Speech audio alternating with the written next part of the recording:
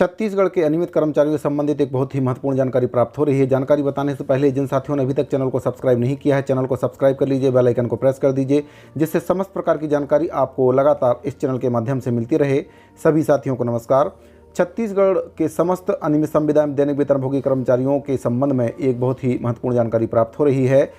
अनियमित संविदा एवं दैनिक वेतनभोगी कर्मचारियों के वेतन का निर्धारण सरकार के द्वारा अभी तक नहीं किया गया है। 2019 के बाद कर्मचारियों का वेतन सरकार के द्वारा नहीं बढ़ाया गया है। कार्यालय कलेक्टर जिला दंडाधिकारी बालोद से यह पत्र जारी किया गया है। प्रति है सचिव छत्तीसगढ़ शासन, वित्त विभाग, मंत्रालय, महानदी भवन, नया रायपुर। विषय इसमें दिया गया है राज्य शासन की सेवा में विभिन्न पदों पर संविदा वेतन निर्धारण करने के संबंध में। विषय अंतर्गत लेख है कि आवेदक श्री भूपेंद्र साहू, प्रदेश सचिव छत्तीसगढ़, संयुक्त अनियमित कर्मचारी महासंघ रायपुर छत्तीसगढ़ के द्वारा राज्य शासन की सेवाओं के विभिन्न पदों पर संविदा वेतन का निर्धारण करने के संबंध में ज्ञापन प्रस्तुत किया गया, जिसे मूलतः संलग्न कर आपकी ओर सादर संप्रेषित है। अपर कलेक्टर जिला बालोद छत्तीसगढ़ का इसमें साइन है। जैसा कि आप सभी को पता है, छत्तीसगढ़ सरकार के द्वारा 2019 के बाद से अनियमित संविदा एवं दैनिक वेतनभोगी कर्मचारियों के वेतन में किसी भी प्रकार की कोई भी वृद्धि नहीं की गई है, और कई विभाग तो ऐसे हैं जिसमें 10-10 वर्ष से कर्मचारी एक ही वेतन पर काम कर रहे हैं, उनके वेतन में वृद्धि आज तक सरकार के द्वारा नहीं की गई है। छत्तीसगढ़ संयुक्त अनियमित कर्मचारी महासंघ के द्वारा 25/4/2023 की डेट में यह पत्र जारी किया गया है, और इस पत्र के माध्यम से शासन को याद दिलाया गया है कि जो अनियमित कर्मचारी हैं उनकी जो मांग है उसको सरकार कब तक पूरी करेगी। सरकार पूरी तरह से सोई हुई है, और इस सोई हुई सरकार को जगाने का काम छत्तीसगढ़ संयुक्त अनियमित कर्मचारी महासंघ के द्वारा लगातार किया जा रहा है। लेकिन सरकार इतनी गहरी नींद में सो चुकी है कि सरकार के कानों तक अनियमित कर्मचारियों की आवाज़ नहीं पहुंच पा रही है। प्रति है श्रीमती दिव्या उमेश मिश्रा, संचालक संचालनालय महिला एवं बाल विकास विभाग, ब्लॉक ए, द्वितीय तल, इंद्रावती भवन, नया रायपुर, अटल नगर, छत्तीसगढ़। विषय है महिला एवं बाल विकास विभाग अंतर्गत सभी जिलों में सखी वन स्टॉप सेंटर में पदस्थ सेवा प्रदाता, केंद्र प्रशासक, परामर्शदाता, केस वर्कर, IT वर्कर, बहुउद्देशीय सहायक के मानदेय में वृद्धि करने बाबत। तो बहुत से ऐसे विभाग हैं जहां पर कर्मचारी एक ही मानदेय पर काफ़ी लंबे समय से काम कर रहे हैं। सरकार उन कर्मचारियों का मानदेय बढ़ाना भूल गई है।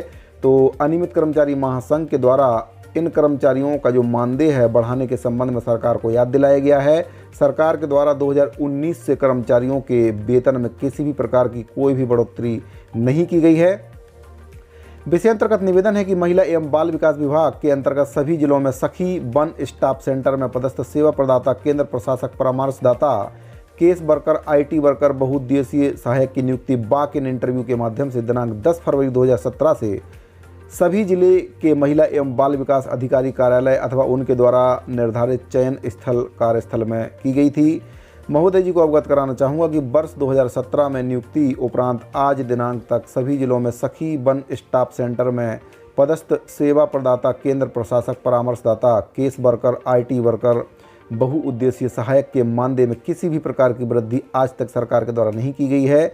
यह बहुत ही दुर्भाग्यपूर्ण है और विभाग के लिए शर्मनाक भी है कि एक तरफ इनसे लगातार शासकीय काम कर्मचारियों से लिया जा रहा है, दूसरी तरफ महंगाई लगातार बढ़ रही है। लेकिन वर्ष 2017 में नियुक्त कर्मचारियों का विगत 6 वर्षों में इन कर्मचारियों के बारे में, इनके भविष्य के बारे में, इनके मानदेय वृद्धि करने के संबंध में आज तक विभाग के द्वारा किसी भी प्रकार का कोई भी पहल नहीं किया गया, जो कि बहुत ही दुर्भाग्यपूर्ण है और गंभीर विषय है। वर्ष 2017 में वॉक इन इंटरव्यू के समय सभी जिले में सखी वन स्टॉप सेंटर में पदस्थ सेवा प्रदाता, केंद्र प्रशासक, परामर्शदाता, केस वर्कर, IT वर्कर, बहुउद्देशीय सहायक के मानदेय के रूप में जो निर्धारित सेवा शुल्क का निर्धारण किया गया है, विवरण उसका इसमें दिया गया है कि कितना किस कर्मचारी को वेतन दिया जा रहा है। इसमें केंद्र प्रशासक को 25,000 रुपये प्रति माह, परामर्शदाता को 20,000 रुपये प्रति माह, केस वर्कर को 15,000, IT वर्कर को 12,000 और बहुउद्देशीय सहायक को 8,000 रुपये प्रति माह का वेतन दिया जा रहा है। और जब से इनकी भर्ती हुई है तब से लेकर अब तक किसी भी प्रकार की वेतन में कोई भी वृद्धि सरकार के द्वारा नहीं की गई है। उपरोक्त सेवा प्रदाता वर्ष 2017 से निर्धारित मानदेय में अब तक उसी मानदेय पर काम कर रहे हैं, जो कि एक प्रकार से उन कर्मचारियों के भविष्य के साथ अन्याय है। अतः महोदय जी से पुनः एक बार निवेदन है कि महिला एवं बाल विकास विभाग के अंतर्गत सभी जिलों में सखी वन स्टॉप सेंटर में जो पदस्थ सेवा प्रदाता, केंद्र प्रशासक, परामर्शदाता, केस वर्कर, IT वर्कर, बहुउद्देशीय सहायक के मानदेय वृद्धि करने का कष्ट करेंगे। तो छत्तीसगढ़ संयुक्त अनियमित कर्मचारी महासंघ के द्वारा समय समय पर सरकार को अनियमित कर्मचारियों की मांगों से अवगत कराया जाता रहा है। लेकिन सरकार के कानों तक अनियमित कर्मचारियों की जो मांग है वह नहीं पहुंच पा रही है। कई बार पत्राचार भी किया गया है, कर्मचारियों के द्वारा लगातार मांग की जा रही है, नियमितीकरण की मांग की जा रही है। सरकार के द्वारा वादा किया गया था, 10 दिन में नियमितीकरण करने का वादा किया गया था।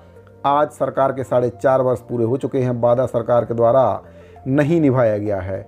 बार बार प्रार्थना किया जा रहा है, अनियमित कर्मचारियों के द्वारा पत्राचार किया जा रहा है, हड़ताल भी किया जा रहा है, जिसको सरकार के द्वारा हड़ताल को कुचल दिया जाता है। अनियमित कर्मचारियों को हड़ताल भी नहीं करने दिया जाता है। अनियमित कर्मचारी महासंघ के द्वारा कई बार हड़ताल की अनुमति शासन से मांगी गई है, लेकिन सरकार के द्वारा अनियमित कर्मचारी महासंघ को हड़ताल की अनुमति भी नहीं दी जाती है। तो अब कर्मचारी किस प्रकार से शासन प्रशासन तक अपनी मांगों को पहुंचाएंगे, क्या जरिया रहेगा सरकार तक अपनी मांगों को पहुंचाने का, क्योंकि सरकार के द्वारा हड़ताल की अनुमति भी नहीं दी जा रही है और सरकार के द्वारा अनियमित कर्मचारियों की मांगें भी पूरी नहीं की जा रही हैं। साथियों, इस पूरे मैटर पर आपकी क्या राय है, कमेंट बॉक्स में ज़रूर बताइए। इस वीडियो में फिलहाल इतना ही, मिलते हैं अगली वीडियो में एक और नई महत्वपूर्ण जानकारी के साथ। तब तक के लिए दीजिए इजाज़त, धन्यवाद।